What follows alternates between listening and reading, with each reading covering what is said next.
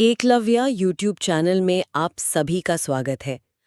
आज की इस गहन चर्चा में स्वागत है। हाँ। आज का जो हमारा विषय है ना, वो उन सभी के लिए बहुत महत्वपूर्ण है जो शिक्षा के क्षेत्र में रुचि रखते हैं या फिर इस पूरे सरकारी सिस्टम को गहराई से समझना चाहते हैं। बिल्कुल। क्योंकि सालों से चली आ रही एक बहुत ही थकाऊ और उम्मीदवारों को उलझा देने वाली जो परीक्षा प्रणाली थी मध्य प्रदेश में, उसे लगभग रातों रात खत्म कर दिया गया है। जी, और ये कोई छोटी खबर नहीं है। एकदम नहीं।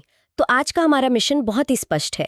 हम उन नवीनतम आधिकारिक दस्तावेजों और प्रेजेंटेशन को डिकोड कर रहे हैं जो मध्य प्रदेश शिक्षक भर्ती से जुड़े हैं। सही कहा आपने। जो प्रेजेंटेशन हमारे पास है वो पूरी तरह से इस भर्ती प्रक्रिया के सरलीकरण पर आधारित है। हाँ, तो हम यही समझेंगे कि आखिर सरकार ने 2 चरणों वाली इस इतनी जटिल भर्ती प्रक्रिया को क्यों हटाया और जमीनी स्तर पर इसके असल मायने क्या है। देखिए, अगर हम इन दस्तावेजों का गहराई से अध्ययन करें ना, तो यह साफ हो जाता है कि यह सिर्फ एक नियम का बदलना नहीं है।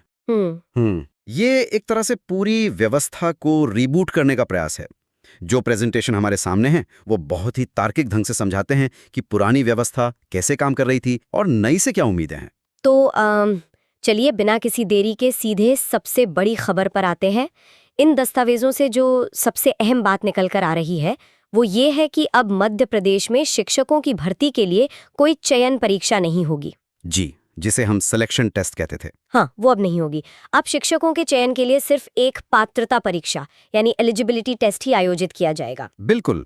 मतलब इतने सालों से जो उम्मीदवार पहले एक परीक्षा पास करते थे, फिर दूसरी के लिए फिर से वही जद्दोजहद करते थे, उनके लिए तो ये एक बहुत बड़ा पैराडाइम शिफ्ट है। मैं तो यही कहूंगी। मैं आपकी बात से पूरी तरह सहमत हूँ। अगर हम इसका तकनीकी पहलू समझें तो राज्य स्कूल शिक्षा विभाग ने ये प्रस्ताव मध्य प्रदेश कर्मचारी चयन मंडल को भेज दिया है, जिसे ईएसबी कहा जाता है। हाँ, वही ईएसबी। पहले व्यवस्था 2 स्तरों पर काम करती थी, लेकिन अब इस अकेली पात्रता परीक्षा में जो भी अंक उम्मीदवार लाएंगे उसी के आधार पर एक सीधी मेरिट सूची तैयार की जाएगी। अच्छा, तो मतलब बीच के सारे चरण हटा दिए गए हैं। बिल्कुल हटा दिए गए।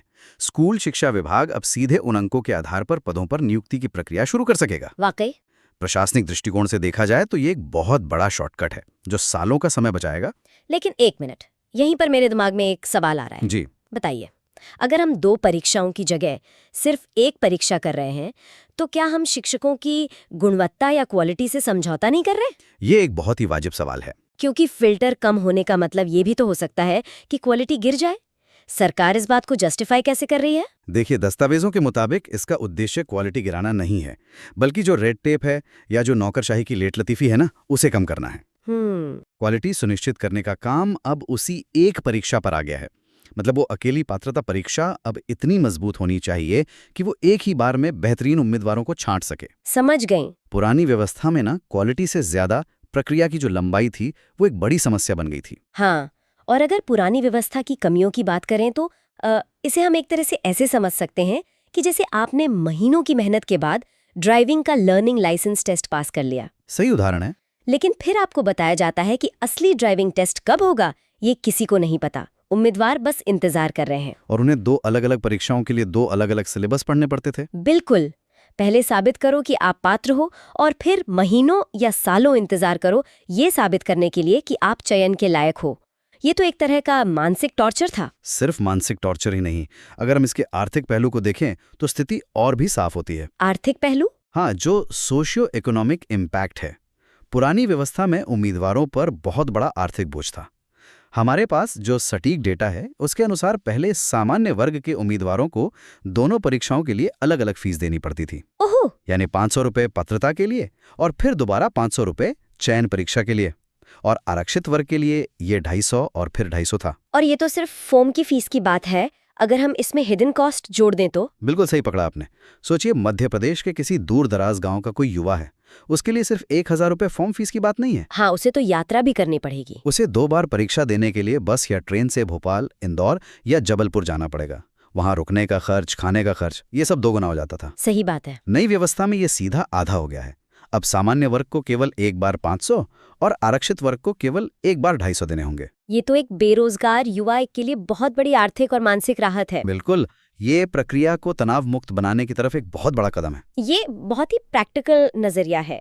लेकिन कोई भी सरकार चलता हुआ इतना बड़ा सिस्टम आखिर अचानक क्यों बदलती है? इसके पीछे कुछ बहुत ही गंभीर कारण है। हाँ, क्योंकि जब हमने इन आधिकारिक स्रोतों की गहराई में गोता लगाया तो हमें नियंत्रक एवं महालेखा परीक्षक यानी कैग की हालिया रिपोर्ट के वो चौंकाने वाले आंकड़े मिले। कैग की रिपोर्ट? सच कहूं तो इन आंकड़ों को देखकर कोई भी हैरान रह जाएगा, और शायद यही इस पूरे मेकओवर की असली वजह है।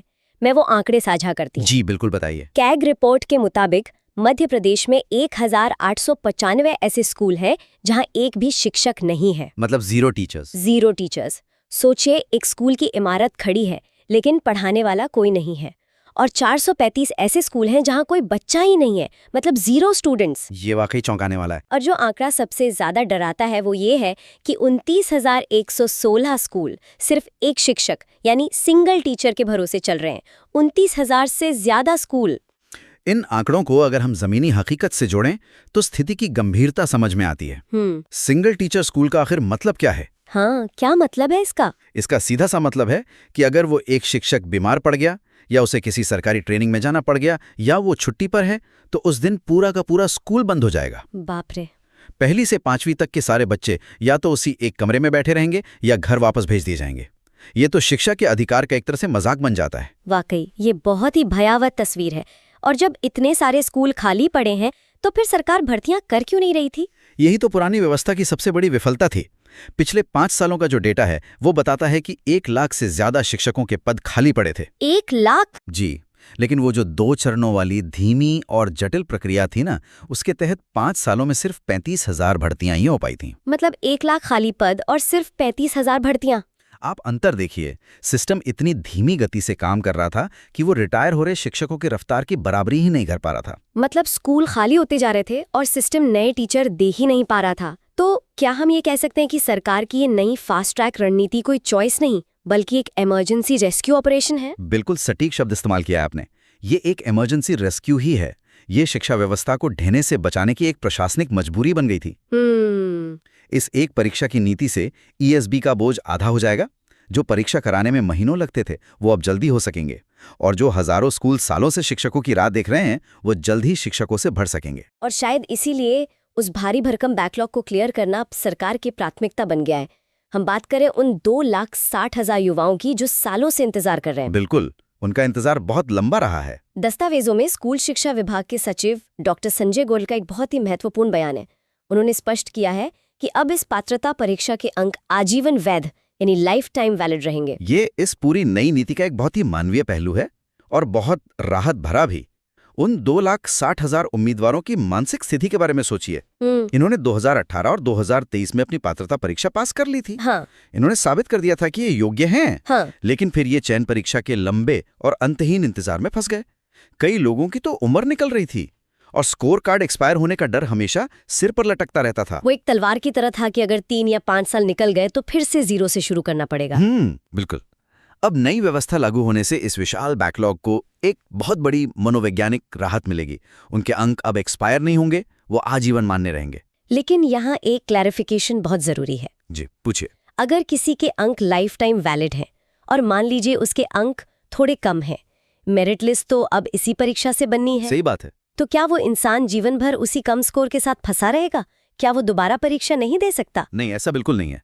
आजीवन वैधता का मतलब ये नहीं है कि आपके पास दोबारा परीक्षा देने का विकल्प खत्म हो गया। अच्छा। नियम उम्मीदवारों को पूरी आजादी देते हैं कि वो भविष्य में अपनी रैंक और अपना स्कोर सुधारने के लिए फिर से परीक्षा में बैठ सकते हैं। ये तो बहुत अच्छी बात। हाँ, अगर किसी को लगता है कि उसके 75% अंक आए हैं और मेरिट में उसका नाम शायद ना आ पाए तो वो अगली बार परीक्षा देकर 85 या 90% स्कोर करने की कोशिश कर सकता है।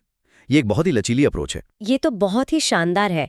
एक तरह से आपके पास जो स्कोर है वो तो सुरक्षित है ही और आप उसे अपग्रेड भी कर सकते हैं। बिल्कुल। अब सबसे बड़े सवाल पर आते हैं, आगे का रास्ता क्या है? जो दस्तावेज हमने खंगाले हैं वो आगे की क्या तस्वीर दिखा रहे हैं? दस्तावेजों के मुताबिक एक बहुत बड़ा मेगा भर्ती अभियान पाइपलाइन में है। मेगा भर्ती अभियान? जी। जुलाई अगस्त के महीने में वर्ग 1, वर्ग 2 और वर्ग 3 के लिए लगभग 30,000 पदों पर नई भर्तियां प्रस्तावित हैं। 30,000 पद? हालांकि तकनीकी रूप से अभी ये प्रस्ताव राजपत्र में, जिसे हम गजट कहते हैं, उसमें प्रकाशित होने और ईएसबी की अंतिम मोहर का इंतजार कर रहा है। ये गजट और ईएसबी की मोहर सुने में तो बहुत आम प्रशासनिक शब्द लगते हैं, लेकिन मुझे लगता है कि जो उम्मीदवार तैयारी कर रहे हैं उनके लिए ये इंतजार बहुत ही नेल बाइटिंग होता है ना? बिल्कुल होता है। जब तक कोई नियम राजपत्र में प्रकाशित नहीं हो जाता तब तक वो कानून नहीं बनता, वो बस एक प्रस्ताव रहता है। इसलिए उम्मीदवार हर रोज खबरें देखते हैं, वेबसाइट चेक करते हैं, क्योंकि गजट में पब्लिश होने का मतलब है कि अब ये पत्थर की लकीर हो गया। सही कहा। और उसके बाद ESB अपना आधिकारिक नोटिफिकेशन निकालता है जिसमें परीक्षा की तारीखें होती हैं। ये वो समय होता है जब उम्मीदवारों के दिलों की धड़कनें सबसे तेज होती हैं। और धड़कनें तेज होनी भी चाहिए, क्योंकि अब रणनीति पूरी तरह से बदलने वाली है। जो ब्लूप्रिंट हम देख रहे हैं वो एक मैसिव माइंडसेट शिफ्ट की मांग करता है। एकदम सही। पुरानी व्यवस्था में सोच क्या होती थी कि भाई पात्रता परीक्षा है, सिर्फ कट ऑफ पार कर लो, 60% ले आओ, पास हो जाओ, क्योंकि असली मेहनत तो सिलेक्शन टेस्ट में करनी है। हाँ, पुरानी व्यवस्था में पात्रता परीक्षा सिर्फ एक एंट्री टिकट की तरह थी। लेकिन अब वो मानसिकता काम नहीं आएगी।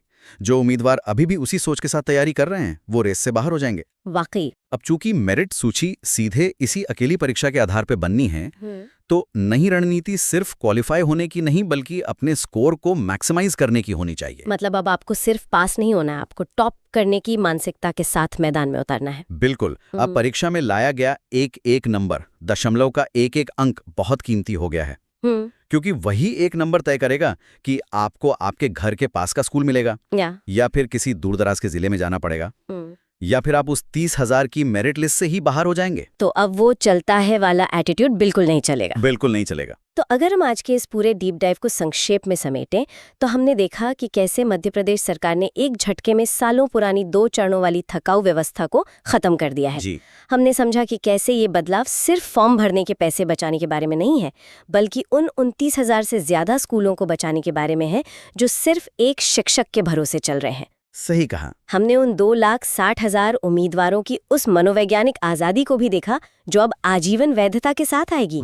और सबसे अहम बात, जुलाई अगस्त में आने वाली 30,000 पदों की वो मेगा भर्ती जो अब सिर्फ कट ऑफ की नहीं बल्कि मेरिट की लड़ाई होगी। ये पूरा परिदृश्य वाकई बहुत ही डायनामिक है। लेकिन इस पूरी चर्चा से एक बहुत ही गहरा और विचारोत्तेजक सवाल खड़ा होता है। वो क्या है? देखिए, ये एक ऐसा विचार है जिस पर हर उस इंसान को सोचना चाहिए जो इस परीक्षा में बैठने जा रहा है। हाँ, बताइए। अगर सरकार ने छटनी के लिए होने वाली उस दूसरी चयन परीक्षा को पूरी तरह से हटा ही दिया है, तो क्या अब इस अकेली बचने वाली पात्रता परीक्षा का कठिनाई स्तर यानी डिफिकल्टी लेवल आसमान नहीं छूने लगेगा?